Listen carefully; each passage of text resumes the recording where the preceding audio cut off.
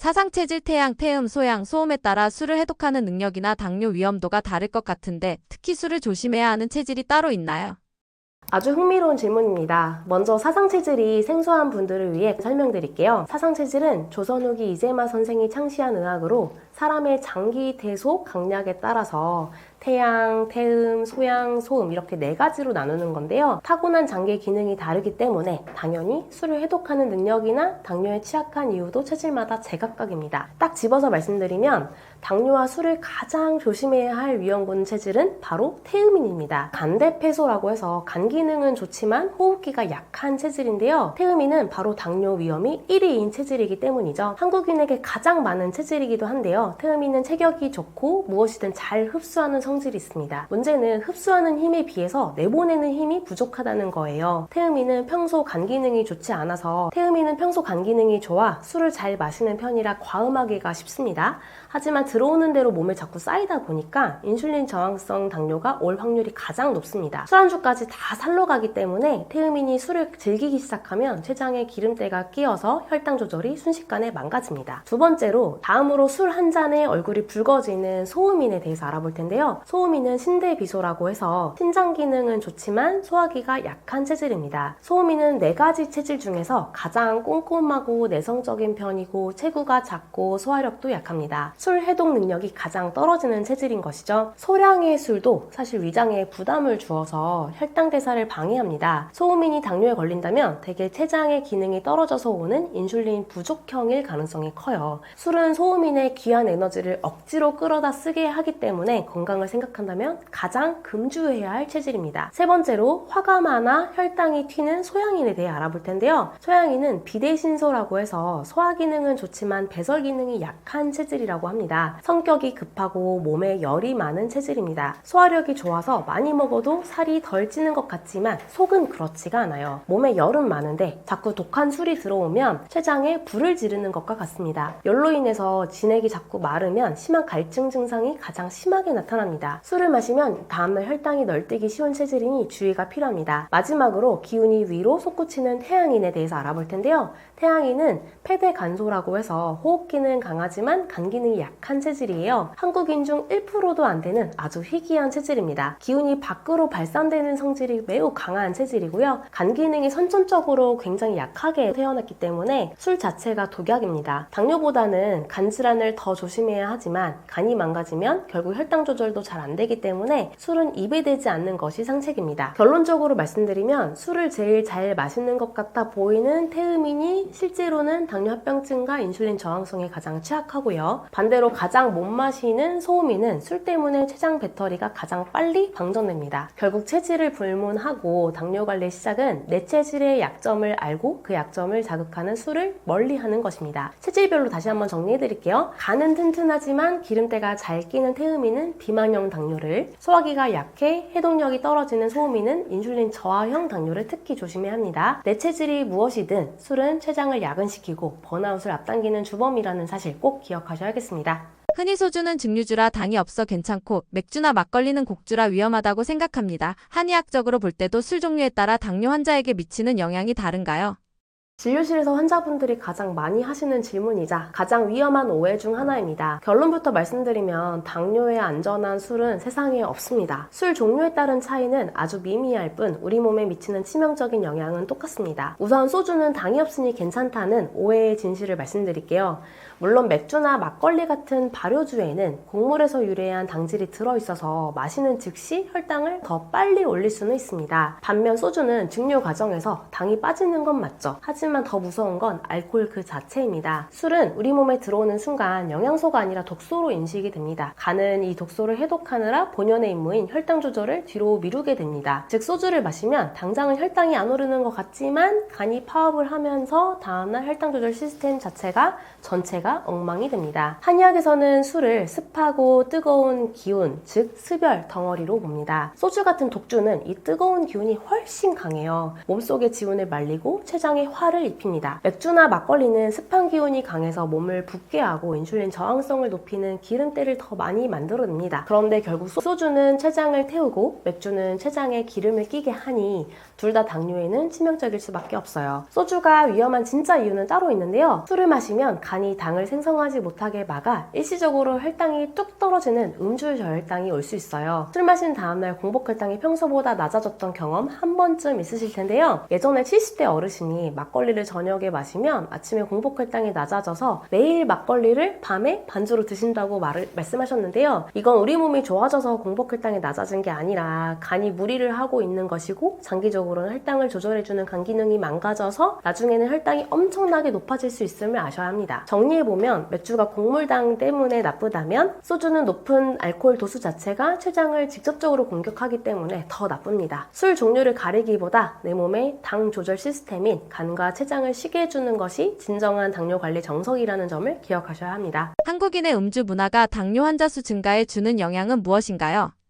우리나라 당뇨 환자가 폭발적으로 늘어난 배경에는 사실 한국 특유의 가혹한 음주 문화가 큰 몫을 차지하고 있다고 봅니다. 단순히 술을 마시는 것을 넘어서 마시는 방식과 환경이 우리 췌장을 사지로 몰아넣고 있는데요. 크게 세 가지가 문제라고 생각을 합니다. 우선 첫 번째는 부어라 마셔라 라고 하는 과학 문화인데요. 췌장을 굉장히 폭격하는 문화거든요. 한국의 술자리는 보통 한두 잔으로 끝나지가 않죠. 알코올은 1g당 9kcal라고 하는 고열량을 냅니다. 여기에 삼겹살, 치킨 같은 고지방 안주가 곁들어지는 한국식 회식은 췌장에 칼로리 폭탄을 투하하는 것과 같습니다. 갑자기 밀려든 고열량을 처리하느라 췌장은 인슐린을 비정상적으로 쥐어짜게 되고 이 과정이 반복되면서 췌장세포가 빠르게 지쳐버리는 겁니다. 다음으로 우리는 유독 소주 같은 높은 도수의 술을 즐기고 여러 술을 또 섞어 마시는 폭탄주 문화가 발달해 있죠. 도수가 높은 술은 위장점막을 자극해 당 흡수 속도를 교란할 뿐만 아니라 간이 독소를 해독하느라 혈당 조절을 아예 포기하게 만듭니다. 특히 폭탄주는 목넘김이 좋아서 본인의 주량보다 훨씬 더 많은 알코올을 단시간에 섭취하게 만드는데 이건 지친 췌장에게 채찍질하면서 전력 질주를 시키는 꼴입니다. 마지막으로 가장 심각한 건 회복할 시간을 주지 않는다는 점이에요. 우리 몸이 알코올을 독소를 완전히 해독하고 췌장을 정상화하려면 최소 2-3일의 휴식이 필요합니다. 그런데 오늘 회식하고 내일 또 반주 곁들이고 이런 식의 잦은 음주는 췌장에게 연중 모유 24시간 근무를 강요하는 것과 같습니다. 췌장 배터리가 충전될 틈도 없이 방전되니 결국 인슐린 공장이 멈추고 당뇨로 이어지는 것이죠. 결론적으로 말씀드리면 한국의 음주 문화는 우리 몸의 에너지 조절 시스템을 강제로 고장내는 환경입니다. 당뇨 환자가 늘어나는 건 단순히 의지가 부족해서가 아니라 쉴 틈 없이 마시고 과하게 먹는 문화 속에서 내 췌장이 방치되어 있기 때문이죠. 이제는 술을 잘 마시는 게 능력이 아니라 내 췌장에게 쉴 시간을 주는 것이 진짜 실력임을 깨달아야 합니다. 어르신들 중에는 약재를 넣어 담근 약주, 약술은 몸에 좋으니 당뇨에도 괜찮다고 생각하시는 분들이 있습니다. 한의사로서 이에 대해 어떻게 생각하시나요?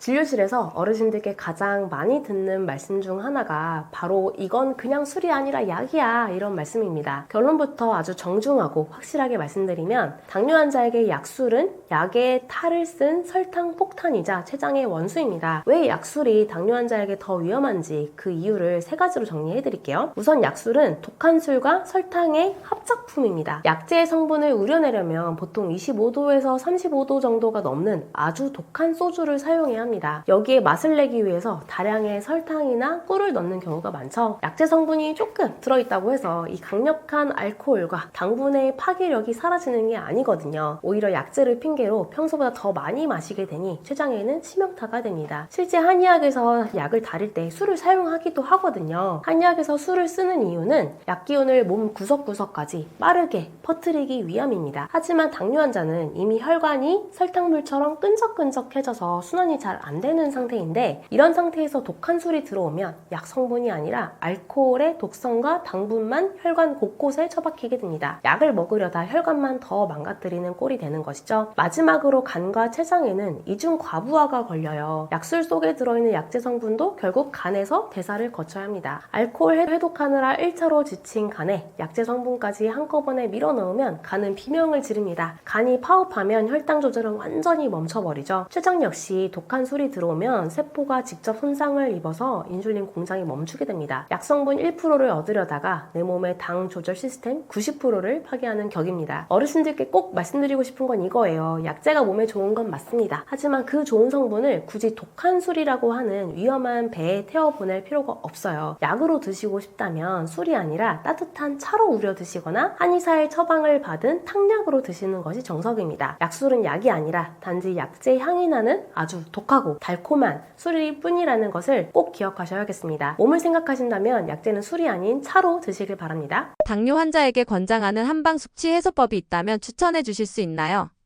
숙취 때문에 괴롭다 보니 당장 입에 달고 자극적인 걸 찾게 되죠. 하지만 당뇨 환자가 술 마신 다음날 꿀물이나 짬뽕을 먹는 건 간신히 버티고 있는 간과 췌장에 확인 사살을 하는 것과 같습니다. 차근차근 설명을 드릴게요. 우선 꿀물과 매운 음식이 왜 위험할까요? 술을 마신 뒤에는 알코올 해독에 매달리느라 혈당 조절을 제대로 못하는 상태입니다.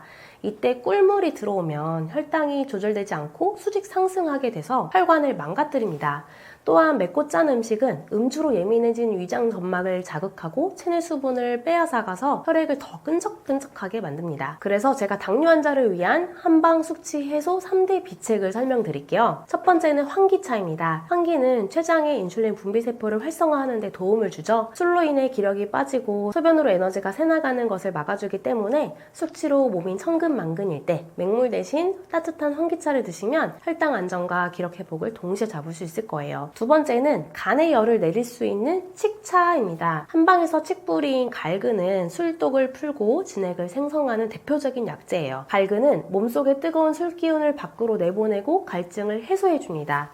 특히 술 마신 뒤 얼굴이 붉고 열이 잘 가라앉지 않는 분들에게는 갈근차가 최고의 천연 숙취 해소제입니다. 실제 한의원에서 처방하는 숙취 해소제에는 칡 뿌리나 칡 꽃이 들어가 있어요. 그만큼 효과가 좋다는 거겠죠? 세 번째는 소화기 휴식과 가벼운 움직임입니다. 술 마신 다음 날은 위장을 비워주는 것이 매우 중요한데요. 위장에 음식이 남아있으면 뇌와 장기가 쉬지 못해 숙취가 더 오래 가기 때문이에요. 속이 너무 허하다면 맑은 콩나물국 같은 가벼운 음식 위주로 소량 드시고 어느 정도 기운이 나면 가볍게 계단을 오르는 등 몸을 움직여 대사를 활발하게 해주는 것이 혈당 스파이크를 막는 방법입니다. 결론적으로 말씀드리자면 숙취 해소의 핵심은 자극이 아니라 정화와 휴식입니다. 꿀물 대신 환기차나 갈근차를 선택하시고 지친 간과 췌장이 스스로 회복할 수 있도록 충분한 수분 섭취와 휴식을 주는 것, 이것이 당뇨 환자가 건강을 잃지 않고 술자리의 후유증에서 벗어나는 가장 명쾌한 방법입니다. 정리해드릴게요. 술 마신 다음날 꿀물 대신 환기차 한 잔을 선택하세요. 꿀물과 같은 단순당은 혈관을 망가뜨리지만 환기는 췌장을 깨우고 기력을 살려줍니다. 맵고 짠 음식으로 위장을 괴롭히지 말고 칡차나 맑은 국물로 간의 열을 내려주는 것이 당뇨 환자를 위한 진정한 숙취 해소의 정석입니다. 사회생활 때문에 술을 완전히 끊기 힘든 당뇨 환자분들을 위해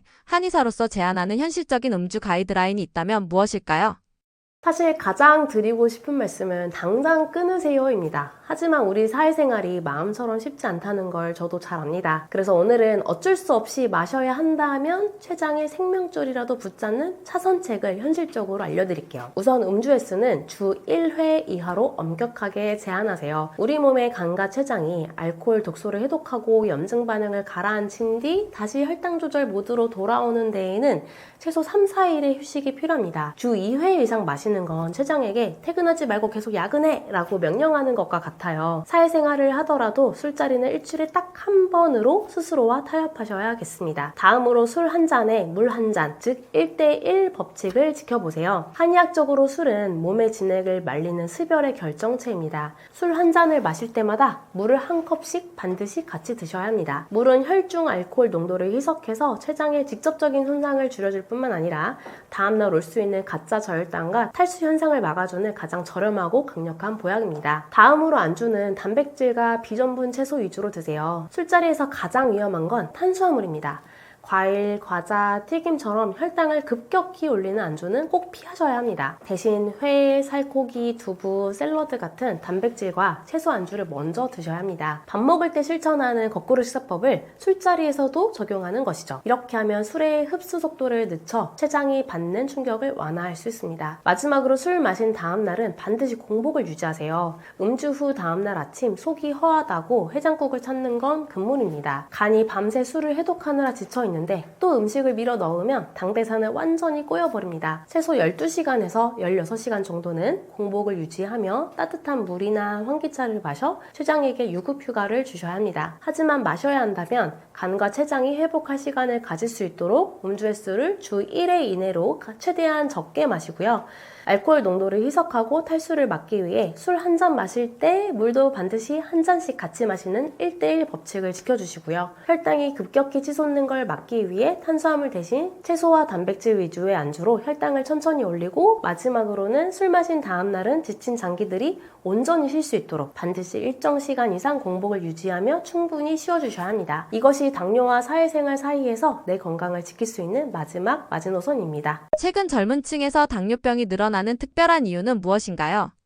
최근 2030 젊은 세대에서 당뇨병 환자가 급증하고 있다는 소식 참으로 안타깝고 우려스러운 상황입니다. 과거에는 당뇨가 노인성 질환으로 여겨졌지만 이제는 젊은 층도 결코 안전지대가 아닙니다. 젊은 층에서 당뇨병이 급격히 늘어나는 두 가지 결정적인 이유를 환경적 요인과 한국인 특유의 신체적 특징을 결합해 설명드리겠습니다. 우선 췌장을 공격하는 최악의 식습관이죠. 바로 가공식품과 액상과당입니다. 젊은 층의 당뇨병 급증은 무엇보다 식단의 변화가 가장 큽니다. 젊은 층은 아무래도 초가공 식품과 패스트푸드에 많이 노출되어 있잖아요. 햄버거, 피자, 마라탕처럼 자극적이고 정제된 탄수화물이 가득한 음식은 혈당을 순식간에 치솟게 합니다. 액상과당과 인공 감미료도 문제인데요. 탕후루나 과일 주스, 탄산음료에 든 액상과당은 소화 과정을 거치지 않고 바로 흡수가 돼서 간과 췌장에 엄청난 과부하를 줍니다. 최근 유행하는 제로 음료 속 인공 감미료 역시 당장 혈당 수치는 안 올릴지 몰라도 장내 미생물 환경을 변화시키고 결국 인슐린 저항성을 장기적으로 높인다는 연구 결과들이 속속 나오고 있습니다. 다음으로 한국인의 치명적인 약점이라고 할 수 있는 작고 약한 췌장 때문입니다. 식습관도 문제지만 더 근본적인 이유는 한국인의 췌장이 서양인에 비해서 선천적으로 약하다는 데 있습니다. 연구에 따르면 한국인은 서양인과 체격이 비슷하더라도 췌장의 크기 자체가 약 12% 정도 더 작습니다. 췌장이 작다는 것은 인슐린을 만들어내는 공장의 규모가 작다는 뜻이거든요. 공장이 작으니 인슐린 분비 능력도 서양인에 비해서 60-70% 정도의 수준에 불과하다고 합니다. 서양인들은 뚱뚱해져도 췌장이 버텨주어서 당뇨에 늦게 걸리는 반면에 한국인은 조금만 살이 찌거나 가공식품을 많이 먹어도 작은 췌장이 금방 번아웃되어서 당뇨병이 발병하는 것이죠. 결론적으로 인슐린 공장이 작은 체질을 타고난 한국 젊은이들이 췌장을 혹사시키는 최악의 식단에 노출되면서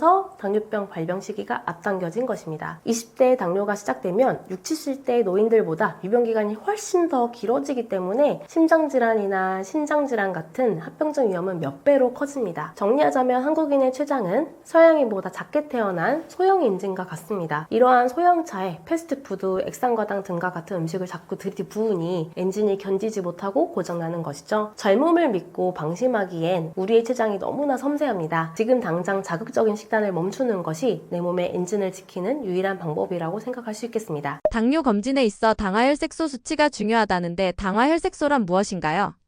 당뇨 관리를 시작할 때 가장 먼저 마주하게 되는 단어가 바로 당화혈색소죠. 일반적인 혈당 수치가 그 순간순간의 수치라면 당화혈색소는 지난 몇 달간의 성적표라고 이해하시면 쉽습니다. 이 개념을 정확하게 아셔야 내 당뇨가 정말 좋아지고 있는지를 판단할 수가 있어요. 우선 당화혈색소란 무엇일까요? 우리 혈액 속에는 산소를 운반하는 적혈구가 있고 그 안에는 혈색소라는 단백질이 들어있습니다. 우리가 음식을 먹어 혈액 속에 당분이 많아지면 이 당분 중 일부가 혈색소 딱 달라붙게 되는데 이렇게 당이 붙어버린 혈색소의 비율을 측정하는 것이 바로 당화혈색소입니다. 그렇다면 왜 당화혈색소가 혈당 수치보다 더 중요할까요? 일반 혈당 검사는 검사 직전의 식사나 운동 상태에 따라 혈당 수치가 널뛰기 쉽습니다. 하지만 당화혈색소는 달라요. 적혈구의 수명이 보통 120일 정도이기 때문에 당화혈색소를 측정하면 최근 2-3개월 동안의 평균 혈당 상태를 한눈에 파악할 수 있습니다. 또한 검사 당일 아침에 굶거나 운동을 한다고 해서 수치가 낮아지지 않거든요. 한마디로 눈속임이 불가능한 거죠. 지난 3개월간 얼마나 꾸준히 관리했는지를 보여주는 가장 정직한 지표입니다. 그렇다면 당화혈색소 수치 어떻게 해석해야 할까요? 당화혈색소 검사를 했지만 정작 이게 정상인지 당뇨인지를 모르는 분들도 꽤 많더라고요. 정상 범위는 우선 5.6% 이하이고요.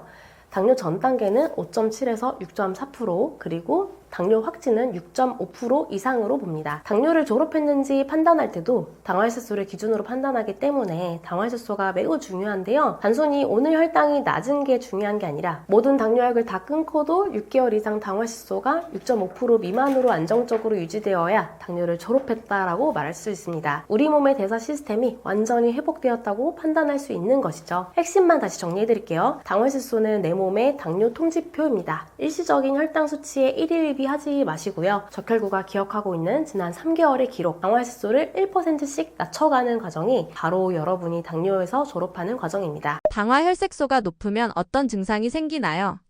당화혈색소가 높다는 것은 지난 2-3개월간 혈관 속에 설탕물이 흐르듯 혈당이 계속 높게 유지되었다는 뜻입니다. 이 상태가 지속되면 우리 몸은 소리 없이 망가지기 시작하는데요. 당화혈색소 수치가 높을 때 나타나는 주요 증상과 그 위험성을 전신반응과 합병증의 신호로 나눠서 설명드릴게요. 우선 당뇨 증상하면 딱 떠오르는 3다 증상이 있죠. 혈당이 높으면 우리 몸은 스스로를 보호하기 위해서 혈액 속의 당분을 밖으로 내보내려고 애를 씁니다. 이때 나타나는 대표적인 증상이 바로 다뇨, 다식, 다갈입니다. 다뇨는 혈액 속의 당분을 소변에 섞어서 내보내야 하기 때문에 화장실을 자주 가게 되는데 특히 밤에 자다 깨서 소변을 보는 일이 잦았습니다. 그래서 다뇨라고 생각하시면 되고요. 그리고 다갈은 소변으로 수분이 대량 빠져나가니 극심한 갈증을 느끼게 됩니다. 물을 마셔도 입안이 자꾸 바짝 마르는 느낌이 드는데 이게 바로 다갈입니다. 그리고 마지막으로 다식이 있는데요. 인슐린 저항성 때문에 에너지가 세포 안으로 들어가지 못하니 우리 몸은 굶고 있다고 착각합니다. 그래서 계속해서 배가 고프고 음식을 찾게 되는 다식이라는 증상이 나타나는 것이죠. 다음으로 혈당이 높으면 혈액이 끈적해지고 그 결과 생기는 전신 증상이 있는데요. 첫 번째는 극심한 피로감입니다. 당분이 에너지로 쓰이지 못하고 혈액 속만 떠돌기 때문에 잠을 충분히 자도 몸이 천근만근 무겁고 무기력해집니다. 다음으로 시력 저하인데요. 눈의 미세혈관에 고혈당이 영향을 주어서 시야가 흐릿해지거나 침침해지는 증상이 나타납니다. 다음으로 상처 회복이 지연되는데요. 혈액순환이 잘 안 되고 세균이 번식하기 좋은 환경이 되어서 작은 상처도 잘 낫지 않고 염증이 잘 쉽게 생기게 됩니다. 마지막으로 당화혈색소가 높을 때 시작되는 조용한 살인자, 당뇨 합병증 이야기를 빼놓을 수가 없는데요. 당화혈색소 수치가 높은 상태가 지속된다는 건 혈관이 설탕물에 절여서 결국 터지거나 막히기 직전이라는 뜻입니다. 특히 주의해야 할 4대 합병증은 이렇습니다. 첫 번째는 망막병증인데요. 망막병증은 실명의 주범이기 때문에 주의하셔야 되고요. 당뇨 환자들이 가장 두려워해야 할 합병증 중 하나입니다. 눈의 미세혈관이 고혈당으로 인해서 터지거나 늘어나면서 시력이 급격히 떨어질 수 있어요. 초기에는 눈앞에 벌레가 다니는 듯한 비문증으로 나타나다가 방치하면 결국 실명에 이를 수 있는 무서운 질환입니다. 두 번째는 말초신경병증인데요. 당뇨 발기사의 신호이기도 하죠. 손발끝이 저리거나 불에 데인 듯 따끔거리고 때로는 감각이 무뎌지기도 합니다. 발에 상처가 나도 통증을 잘 느끼지 못해서 살이 썩어 들어가는 당뇨발로 이어지는 가장 위험한 전조 증상이라고 생각하시면 됩니다. 그리고 세 번째는 신장기능 저하인데요. 투석의 원인이 될 수 있어요. 우리 몸에 노폐물을 걸러주는 신장에 미세혈관이 망가집니다. 소변에 단백질이 섞여 나오는 거품료가 생기거나 몸이 붓는 부종이 나타나기 시작한다면 이미 신장이 비명을 지르고 있는 상태라고 생각하셔야 돼요. 심해지면 평생 투석을 해야 할 수도 있습니다. 마지막으로 심내혈관 질환인데요. 생명을 위협하는 돌연사를 만들 수가 있어요. 혈당 찌꺼기가 큰 혈관벽에 쌓여서 동맥경화를 일으킵니다. 뇌혈관이 막히면 뇌졸중, 심장혈관이 막히면 심근경색으로 이어져 생명을 직접적으로 위협하게 됩니다. 결국 이 모든 합병증을 막는 유일한 길은 당화혈색소를 낮추는 것뿐입니다. 수치가 1%만 낮아져도 이런 무서운 합병증 위험이 비약적으로 감소한다는 사실이 연구를 통해 밝혀졌는데요. 전 세계 의학계가 교과서처럼 따르는 대규모 연구인 UKPDS에서 이미 입증된 사실입니다. 당화혈색소를 1% 낮췄을 때 우리 몸에 일어나는 변화를 수치로 말씀드릴게요. 우선 당뇨 환자들이 가장 무서워하는 실명과 투석의 원인이 되는 미세혈관 합병증이 무려 37%나 줄어듭니다. 혈관의 설탕 농도가 조금만 옅어져도 가장 얇고 예민한 혈관들부터 살아나기 시작하는 것이죠. 두 번째는 감소, 단순히 수치가 좋아지는 것을 넘어서서 당뇨와 관련된 합병증으로 목숨을 잃을 확률 자체가 21%나 낮아집니다. 합니다. 1%의 관리가 여러분의 수명을 직접적으로 연장하는 셈인 거죠. 세 번째는 심장이 멎는 심근경색은 14%, 그리고 다리를 절단해야 할지도 모르는 말초혈관 질환은 무려 43%나 감소합니다. 의학적 근거가 말해주는 결론은 명확합니다. 많은 분이 내 수치는 8%나 되는데 언제 정상인 6%까지 만드냐라며 지레 포기하기도 합니다. 하지만 핵심은 완벽한 정상이 아니라 어제보다 1%를 낮추는 것에 있습니다. 더불어 당뇨를 졸업하는 것만으로도 심장질환 위험은 40%, 그리고 신장질환, 콩팥질환 위험은 33% 감소한다고 하는데요. 그렇기 때문에 당활수소를 1% 낮추는 데에서 더 나아가 당뇨를 졸업하기 위해 절실하게 노력하셔야겠습니다. 당뇨 발병 위험을 높이는 치명적인 생활 습관은 무엇인가요?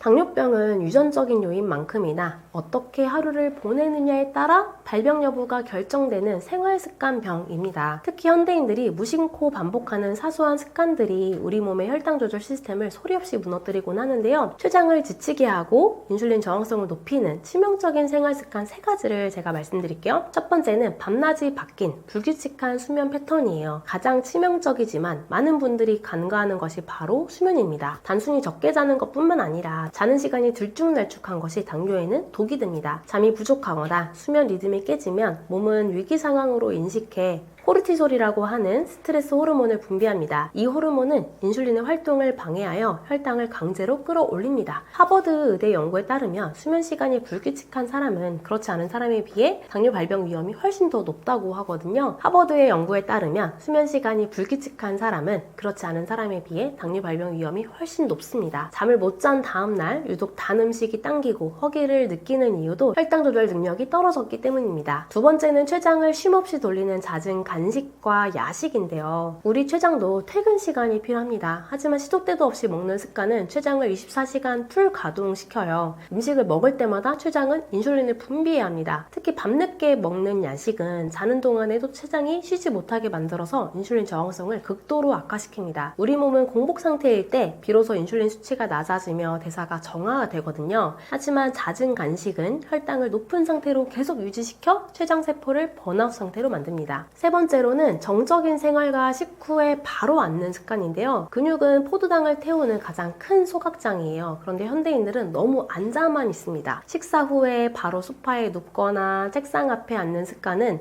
혈당이 수직 상승하는 혈당 스파이크를 유발합니다. 이때 남은 포도당은 근육에서 쓰이지 못하고 내장 지방으로 쌓여서 인슐린 저항성을 높이는 악순환을 만듭니다. 움직임이 적어 하체 근육이 빠지면 혈액 속의 당을 저장할 창고 자체가 사라지게 되어 조금만 먹어도 혈당이 조절되지 않는 몸이 됩니다. 정리해보겠습니다. 당뇨 예방의 핵심은 췌장에게 휴식을 주는 겁니다. 규칙적인 수면으로 호르몬의 균형을 잡고 공복 시간을 확보해 췌장의 업무량을 줄이고 식후 10분이라도 움직여서 혈액 속 당분을 태워야 합니다. 오늘부터 실천해보시길 바랍니다. 본인이 당뇨인지 알아차릴 수 있는 당뇨 의심 증상은 무엇인가요?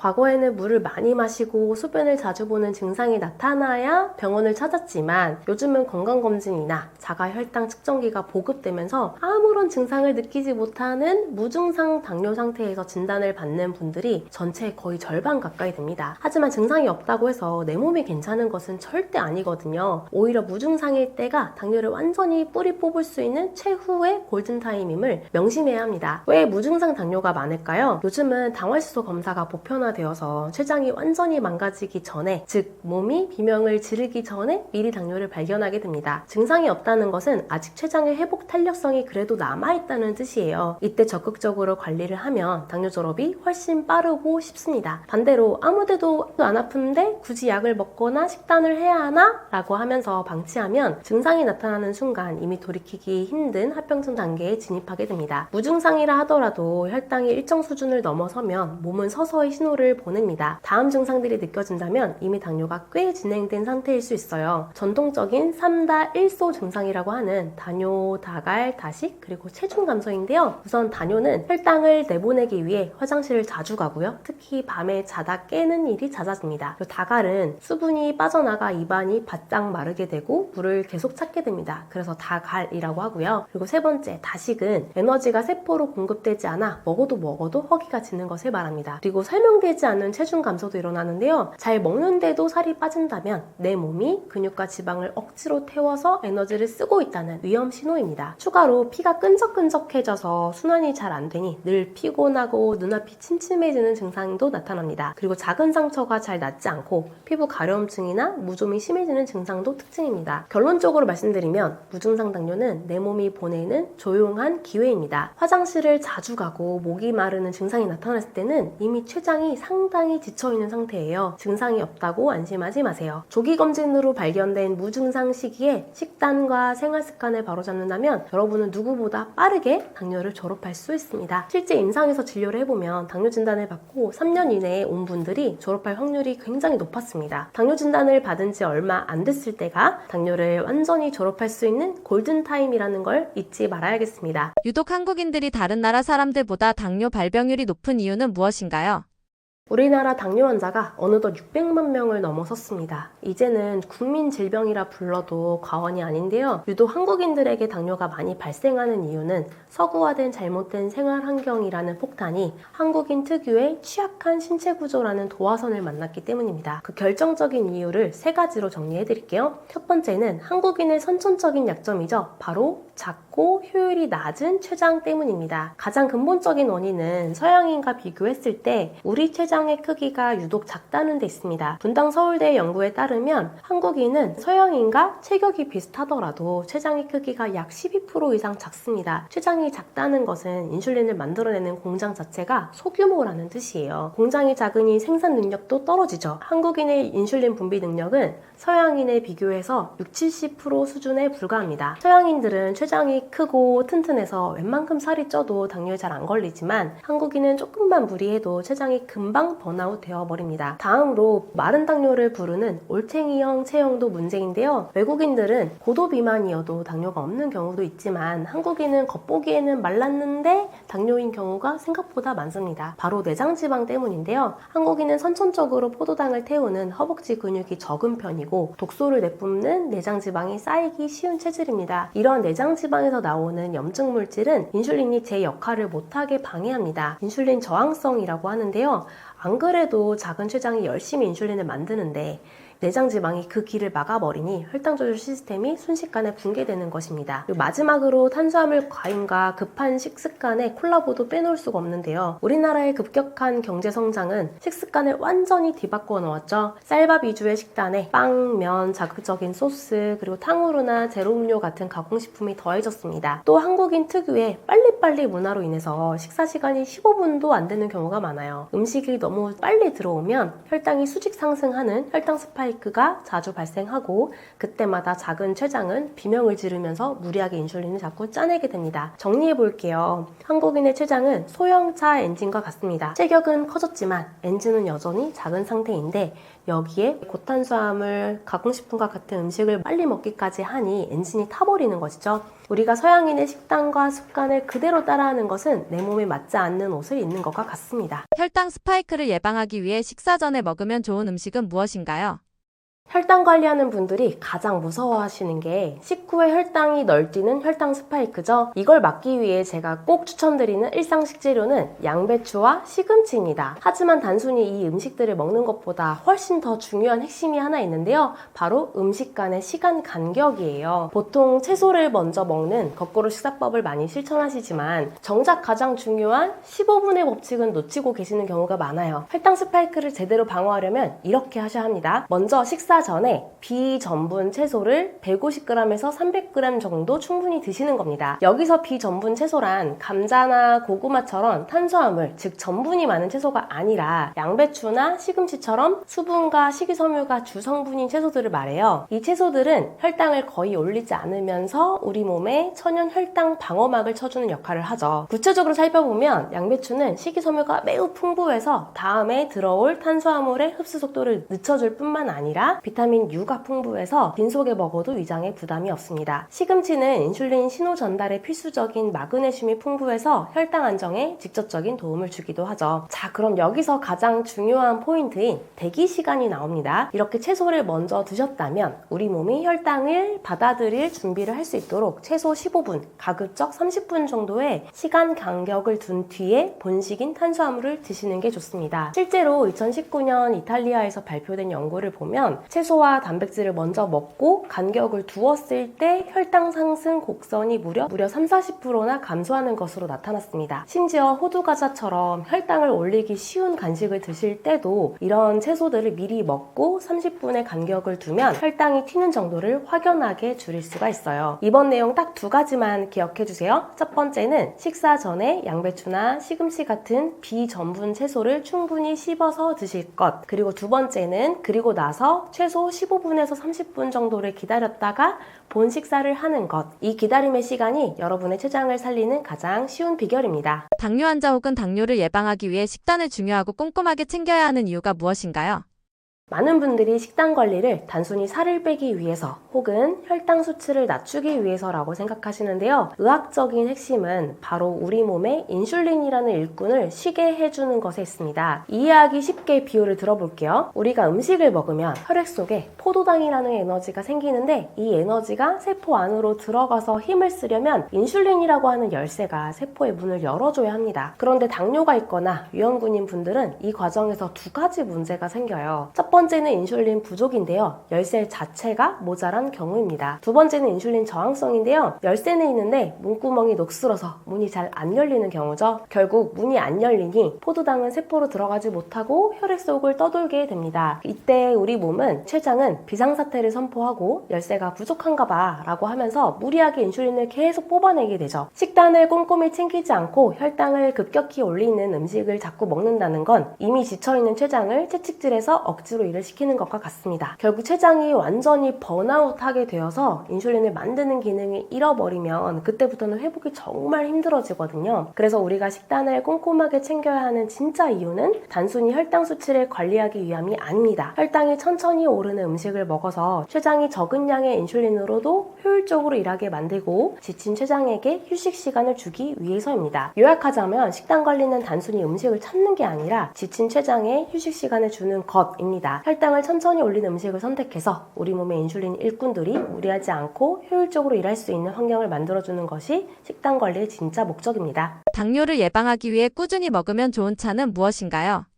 췌장을 살리는 4가지 좋은 차를 정리해 드릴게요. 첫 번째로 제가 가장 강조하고 싶은 차는 바로 환기차입니다. 보통 환기는 기력 보충제로만 알고 계시죠. 하지만 당뇨 환자에게는 보약 이상의 의미가 있습니다. 최근 연구에 따르면 환기의 성분이 인슐린을 만드는 췌장의 베타세포를 직접적으로 활성화해서 인슐린 분비량을 늘려준다는 결과가 밝혀졌습니다. 뿐만 아니라 환기는 당뇨로 인해 에너지가 소변으로 빠져나가 몸이 천근만근 무거워지는 것을 막아주는 보섭작용이 뛰어납니다.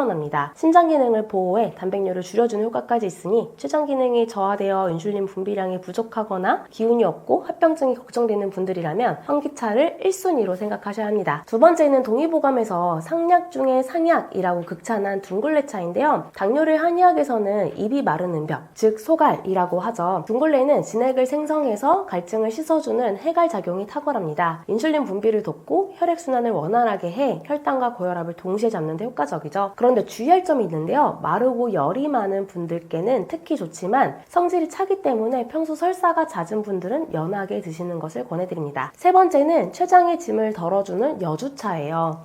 여주 속의 식물성 인슐린과 카란틴 성분은 포도당이 우리 몸에서 잘 연소되도록 돕습니다. 앞서 말씀드린 환기가 인슐린 공장을 돌린다면 여주는 그 인슐린의 일을 직접 도와주어 췌장이 쉴 수 있는 시간을 벌어주는 역할을 합니다. 하지만 쓴맛이 강하기 때문에 잘 말린 여주를 차로 우려내서 부드럽게 드시길 바랍니다. 마지막 네 번째는 몸이 찬 분들을 위한 생강차예요. 둥글레와는 정반대의 체질인 분들께 좋은데요. 생강의 진저롤 성분은 인슐린 분비를 촉진합니다. 실제 시드니 대학 연구에 따르면 매일 생강 1g씩 복용했을 때 혈당 수치가 12% 정도 감소한다는 보고도 있습니다. 이때 손발과 아래체가 차고 순환이 안 되는 분들 분들, 체중이 좀 있는 분들이 생강차를 드시면 몸의 열을 높여서 면역력까지 챙길 수 있어요. 핵심 내용만 딱 정리해드릴게요. 췌장 베타세포를 깨우고 기력을 살리려면 환기차, 그리고 입이 마르고 열이 많을 땐 둥글레차, 췌장의 일을 덜어주는 식물성 인슐린은 여주차, 마지막으로 몸이 차고 순환이 안 될 땐 생강차를 선택하시면 됩니다. 내 몸에 맞는 차 한 잔이 지친 췌장을 살리는 가장 강력한 치료제가 될 수 있습니다. 우리가 흔히 건강식이라고 생각하는 곡물, 과일이나 음식 중에 당뇨에 안 좋은 음식이 있다고 하는데 무엇인가요?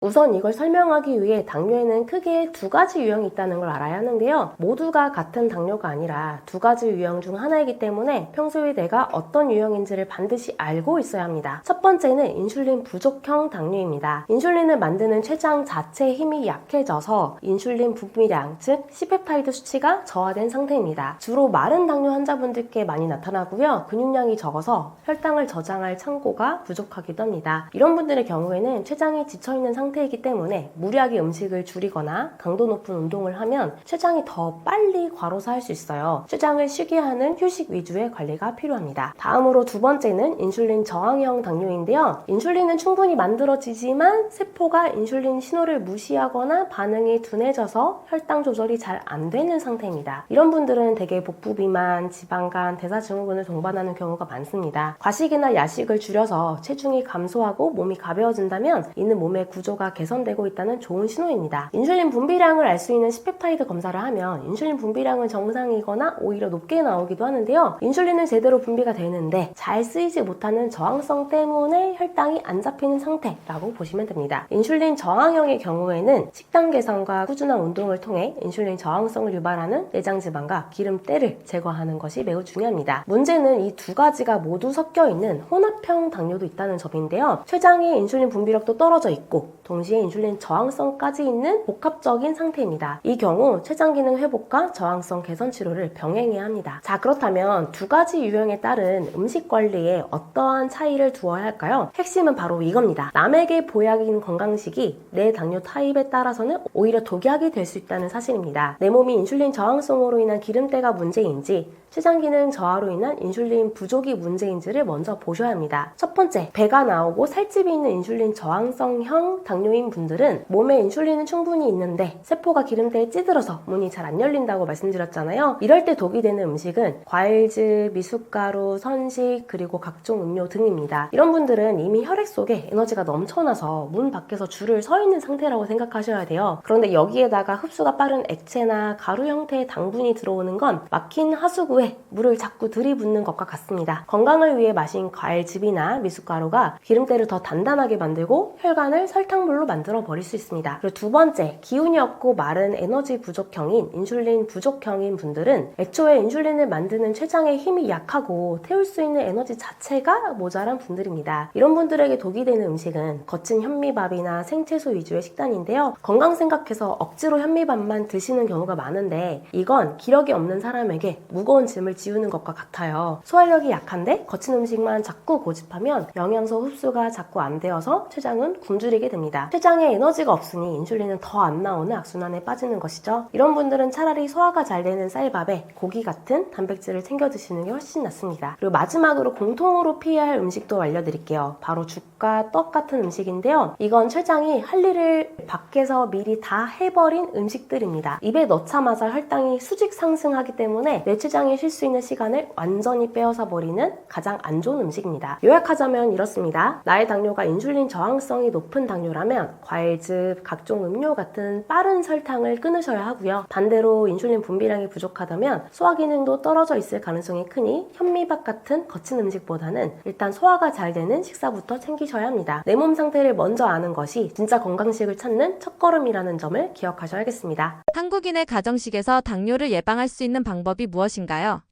결론부터 말씀드리면 한식은 죄가 없습니다. 오히려 최고의 예방 식단이 될 수 있습니다. 흔히 밥 중심의 한식이 탄수화물이 많아서 위험하다고들 걱정하시는데 그건 한식을 반만 알고 계시는 거예요. 당뇨병 학회가 권장하는 이상적인 영양소 비율이 탄수화물 60% 그리고 지방 20%, 단백질 20%입니다. 이 비율을 지키면서 한식을 보약으로 만드는 세 가지 원칙을 말씀드릴 테니 꼭 기억해 주세요. 첫 번째, 단순당은 무조건 끊으셔야 합니다. 믹스커피 커피, 탄산음료, 과일 주스는 당뇨 환자에게 독약과 같아요. 특히 과일 주스 한 컵만 마셔도 하루 권장 당 섭취량인 50g을 바로 채워버립니다. 단순당이 혈관에 넘쳐나면 간에 기름이 끼고 고혈압, 고지혈증이 따라오죠. 단맛을 끊기 힘들다면 아스파탐 같은 대체 감미료를 활용하는 과도기를 거치더라도 액체로 된 당분은 반드시 멀리해야 합니다. 둘째, 밥의 양을 딱 2숟가락만 남겨보세요. 한국인은 밥심으로 산다고 하지만 당뇨 환자에게 밥은 더 이상 보약이 아닐 수 있습니다. 잡곡밥이나 현미밥이 식이섬유가 많아 좋긴 하지만 그 역시 본질은 탄수화물입니다. 평소 드시는 양에서 무조건 2숟갈만 덜어내세요. 이 작은 습관만으로도 전체 탄수화물 섭취량을 5에서 10% 줄여 학계 권장 비율인 60% 이하로 맞출 수 있습니다. 셋째, 식이섬유라는 천연 방지턱을 먼저 세우세요. 나물과 채소에 풍부한 식이섬유는 포도당이 혈관으로 들어오는 속도를 늦춰주는 최고의 방어막입니다. 특히 우리나라 중년 남성분들은 식이섬유 섭취가 매우 부족한데요. 식사 전에 나물을 먼저 서너 젓가락 드는 거꾸로 식사법만 실천해도 혈당 스파이크를 막고 복부 비만을 잡을 수 있습니다. 결국 한식은 밥이 전부가 아니라 밥과 반찬의 조화가 핵심입니다. 무조건 밥을 끊는 극단적인 식단은 오래 못 갈 뿐더러 오히려 사망률을 높일 수 있습니다. 나물과 단백질을 먼저 챙긴 뒤 마지막에 밥을 드시는 거꾸로 식사를 실천해보세요. 정가랑 한식 한 상은 그 자체로 가장 훌륭한 당뇨약이 될 것입니다. 다시 정리하자면 오늘부터 밥상은 무조건 채소, 고기, 밥 순서로 드시고 마지막에 밥 2숟가락은 꼭 남겨주세요. 단순당인 설탕과 음료수는 끊으시고요. 이것이 한식으로 당뇨를 다스리는 가장 완벽한 가이드입니다. 당뇨 환자들에겐 근육량이 중요하다고 하는데 근력에 좋은 운동을 소개해 주신다면 무슨 운동인가요? 정말 중요한 질문입니다. 당뇨 환자에게 근육은 단순히 몸매를 위한 게 아니라 포도당을 태우는 가장 큰 소각장이자 남는 혈당을 보관하는 최고의 창고예요. 우리 몸에서 포도당의 70% 이상을 허벅지 같은 큰 근육에서 소모하기 때문인데요. 그래서 제가 가장 먼저 추천드리는 근력 운동은 단연 스쿼트와 계단 오르기입니다. 우선 스쿼트인데요. 우리 몸 근육의 대부분은 하체에 몰려있는 거 다들 알고 계시죠? 스쿼트를 통해 허벅지 근육을 단단하게 만들면 인슐린이 적어도 근육이 혈액 속 당분을 쏙쏙 뽑아다가 에너지로 써버립니다. 만약 스쿼트가 무릎에 무리가 돼서 힘들다면 의자나 벽을 활용해서 스쿼트를 해보세요. 무릎 부담은 줄이면서 안전하게 스쿼트를 할 수 있습니다. 다음으로 계단 오르기인데요. 무릎이 허락한다면 가장 효율적인 운동입니다. 허벅지 근육을 자극하면서 심폐기능까지 강화해주는데요. 19, 30분에 계단을 오르면 치솟는 혈당 스파이크를 잡는데 최고의 효과가 있습니다. 이렇게 근력 운동으로 포도당을 태우는 근육을 만드셨다면 그 다음으로 꼭 병행해야 할 것이 바로 미세혈관 합병증을 예방하는 순환 운동입니다. 당뇨 환자에겐 특히나 천연 인슐린과 같은 효과가 있습니다. 우선 맨발 걷기에는 접지 효과가 있는데요. 우리 몸에 정전기를 배출하고 땅의 자유전자를 받아들여 혈액의 점성을 낮춰줍니다. 끈적한 당뇨 환자의 피를 맑게 해주는 거죠. 다음으로 맨발 걷기를 하면 말초신경이 자극됩니다. 발바닥에는 우리 몸의 모든 장기와 연결된 반사구가 있어요. 맨발로 땅을 디디며 맨발로 말초혈관이 확장되면서 발끝까지 혈액순환이 원활해집니다. 이는 당뇨 환자들이 가장 두려워하는 당뇨발 예방에 탁월한 효과가 있습니다. 다만 발에 상처가 나지 않도록 고운 흙길에서 주의하며 걷는 것이 핵심입니다. 두 번째 운동은 요가예요.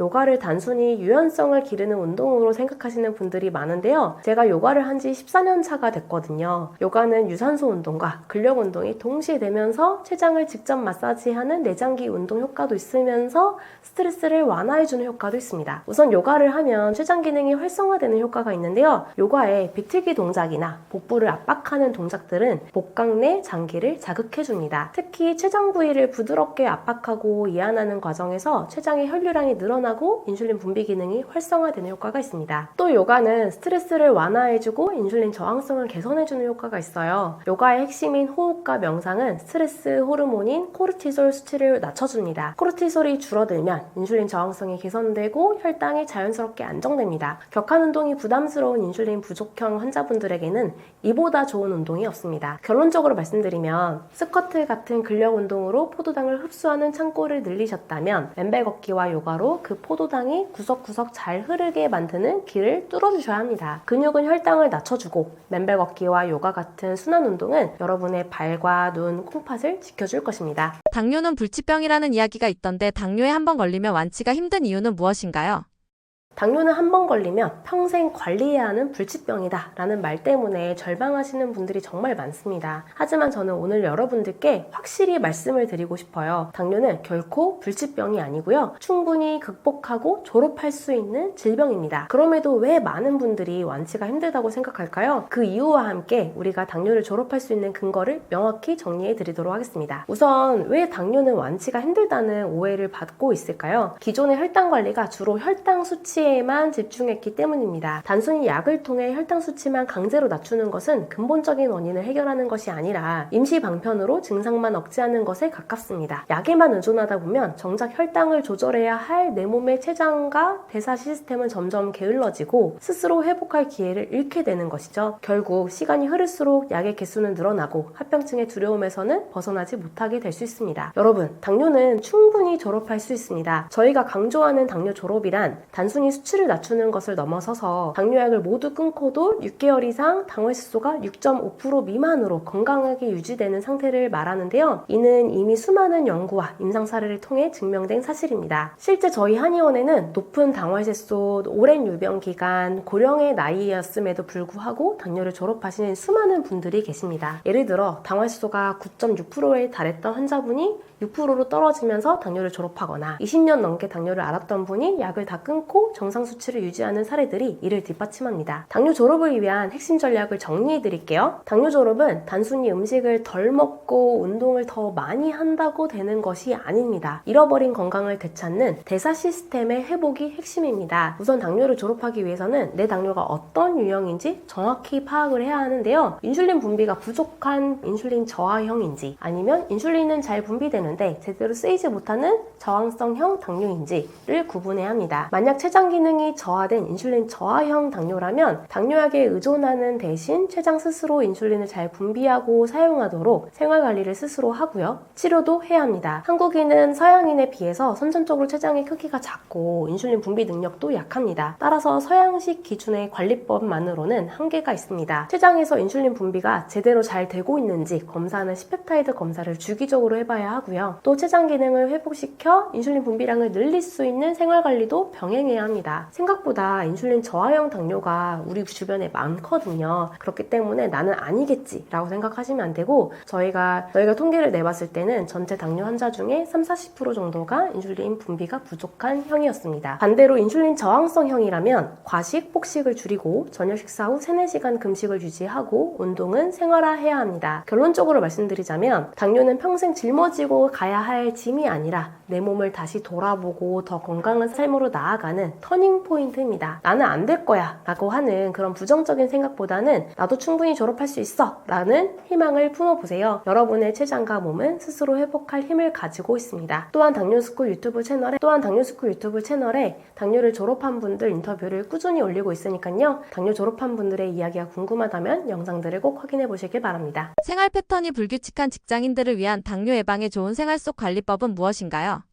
바쁜 업무와 불규칙한 회식, 야근으로 점철된 직장인들에게 당뇨 관리는 정말 쉽지 않은 숙제죠. 하지만 생활 패턴이 불규칙할수록 우리 몸의 생체 리듬을 잡아주는 작은 습관들이 큰 힘을 발휘하기도 합니다. 직장인들이 일상에서, 직장에서 당장 실천할 수 있는 3가지 핵심 관리법을 정리해 드릴게요. 첫 번째는 식후에 즉시 움직이는 거예요. 불규칙한 식사 시간보다 더 무서운 것이 식후에 바로 자리에 앉아 모니터를 보는 습관입니다. 음식을 먹고 15분에서 30분 사이가 혈당이 가장 가파르게 오르는 골든타임이거든요. 이때 거창한 운동이 아니더라도 10분만 복도를 걷거나 제자리 걸음을 한번 해보세요. 식후 즉시 움직이면 혈액 속으로 막 들어온 포도당이 근육에서 바로 에너지로 쓰입니다. 췌장이 인슐린을 과하게 짜내지 않아도 되니 췌장의 업무 강도도 획기적으로 낮춰줄 수 있습니다. 두 번째는 7시간 이상 숙면을 취하는 건데요. 직장인 당뇨의 의외의 주범은 수면 부족입니다. 잠이 부족하면 우리 몸은 비상사태로 인식해 스트레스 호르몬인 코르티솔을 내뿜습니다. 수면이 부족할 때 만들어지는 코르티솔은 인슐린의 일을 방해해 혈당을 올립니다. 잠을 못 잔 다음날 유독 배가 더 고프고 단 음식이 당기는 이유도 이 때문입니다. 불규칙한 퇴근 시간이라도 자정 전 취침과 7시간 수면을 목표로 삼아보세요.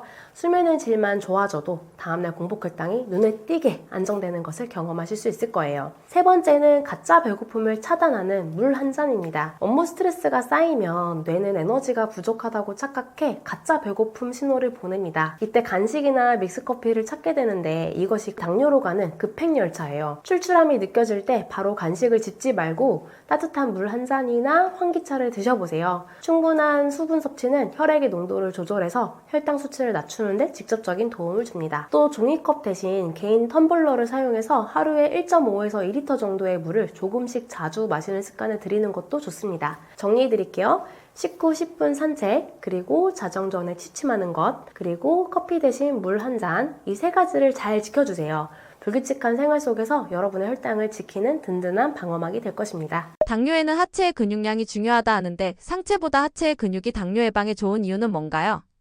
당뇨 관리에서 왜 하필 하체인지 그 의학적 이유를 명확하게 설명해 드릴게요. 한마디로 요약하면 하체 근육은 우리 몸에서 가장 큰 당분 소각장이기 때문입니다. 우선 우리 몸 근육의 70%가 하체에 집중이 되어 있어요. 우리 몸 전체 근육의 약 70% 이상이 허벅지와 엉덩이에 몰려 있습니다. 근육은 혈액 속에 포도당을 가져다가 에너지로 태우는 역할을 하는데 소각장 규모 자체가 상체와는 비교가 안 될 정도로 큽니다. 똑같이 움직여도 하체를 운동해 주는 게 대형 소각장을 돌리는 셈이라서 상체를 운동하는 것보다는 더 훨씬 혈당을 빠르게 소모할 수 있습니다. 그런 의미에서 하체 근육은 글리코겐의 최대 저장 창고입니다. 음식을 먹고 남은 당분은 근육의 글리코겐이라는 형태로 저장이 되거든요. 하체 근육이 발달해 있다는 건 남는 당분을 보관할 수 있는 창고 용량이 크다는 뜻입니다. 창고가 넉넉하면 혈액 속에 당분이 넘쳐나서 혈당이 치솟는 일을 막아주지만 하체가 부실하면 창고가 금방 꽉 차서 갈 곳이 없는 당분들이 혈관을 떠돌며 혈당을 올리게 되는 것이죠. 그러다 보니 하체 근육은 인슐린 효율을 극대화합니다. 하체 근육, 특히 허벅지 근육은 인슐린에 반응하여 포도당을 흡수하는 능력이 가장 뛰어납니다. 하체 근육량이 많을수록 적은 양의 인슐린으로도 혈당 조절이 가능해지기 때문에 지쳐있는 췌장의 업무 부담을 덜어주는 데 결정적인 역할을 하는 것이죠. 마지막으로 하체 근육은 인슐린 저항성을 개선하는 핵심 부위입니다. 배는 나오고 다리는 가는 거미형 체형이 당뇨에 가장 위험하다는 말 들어보셨을 거예요. 하체 근육이 부족하고 내장 지방이 많으면 인슐린 저항성이 급격히 높아집니다. 반대로 하체 운동을 통해 허벅지 근육을 키우면 내장 지방이 연소되면서 세포들이 인슐린의 신호에 다시 민감하게 반응하게 됩니다. 정리를 하자면 하체 근육은 내 몸의 혈당을 조절하는 댐과 같아요. 댐이 크고 튼튼하면 갑자기 밀려오는 당분을 거뜬히 가두고 조절할 수 있지만 하체가 부실하면 혈당 조절 시스템은 쉽게 무너질 수 있습니다. 상체보다 하체 운동에 집중하는 것, 그것이 가장 효율적으로 췌장을 쉬게 하고 당뇨를 졸업하는 지름길입니다. 당뇨 환자분들 중에 대부분은 고령인데요. 신체가 자유롭지 않은 노인 환자들이 할 수 있는 당뇨 극복 운동을 추천해 주신다면 무엇인가요? 맞습니다. 어르신들께 무조건 나가서 걸으세요, 스쿼트 하세요 라고 하면 오히려 무릎 관절만 상하기 십상입니다. 그래서 저는 거동이 불편하시거나 체력이 약해진 고령 환자분들에게 집 안에서 심지어 침대에 누워서도 할 수 있는 실버 당뇨 운동법을 추천해 드리고 있어요. 첫 번째는 제가 늘 강조하는 발끝치기입니다. 이 운동은 자리에 편안하게 누워서 뒤꿈치는 붙이고 양 발끝을 서로 톡톡 부딪히는 아주 단순한 동작입니다. 하지만 그 효과는 결코 가볍지 않은데요. 우리 몸의 혈액은 중력 때문에 발끝에 고이기가 쉬워요. 발끝을 부딪히는 진동은 발끝까지 내려온 혈액을 다시 심장으로 올려보내는 강력한 펌프 역할을 합니다. 또 당뇨 합병증은 결국 미세혈관이 막히면서 시작이 되는데 발끝 자극은 말초신경과 미세혈관을 깨워서 당뇨발 예방에 탁월합니다. 잠자기 전이나 일어난 직후에 5분 정도만 투자하셔도 전신의 혈액순환이 좋아지는 것을 느낄 수 있을 거예요. 두 번째는 의자에 앉아 다리 들기입니다. 앞서 허벅지 근육이 중요하다고 말씀드렸죠. 서서 하는 스쿼트가 힘들다면 의자를 활용해보세요. 의자 끝에 걸터 앉아서